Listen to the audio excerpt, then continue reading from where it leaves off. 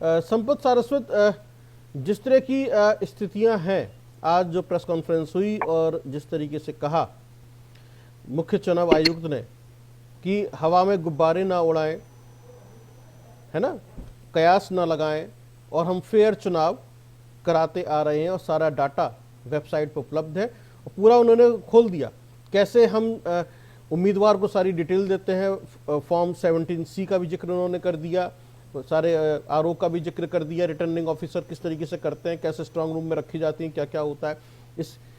ये पूरे देश के सामने रख दिया उन्होंने आज कि चुनाव निष्पक्ष है, इस पर कोई आप शक ना करें। और शक का इलाज तो हकीम लुकमान के पास भी नहीं था। तो अब मैं थोड़ा समझना चाहता हूं, वोटर लिस्ट का भी उन्होंने जिक्र कर दिया, जो कहा जा रहा था कि नाम बढ़ गए घट गए सब कुछ हो गया। तो अब तो संतुष्ट हैं आप तीनों कि चुनाव आयोग अपना सही काम कर रहा है?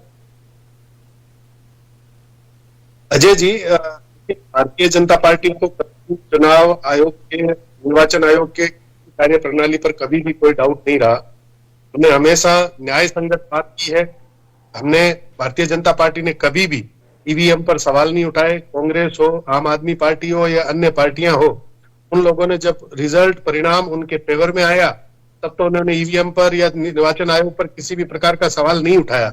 लेकिन जब परिणाम उनके पक्ष में नहीं आए तो वही ईवीएम और निर्वाचन आयोग के ऊपर भेदभाव का बात करके हमेशा से इन्होंने एक बखेड़ा खड़ा किया।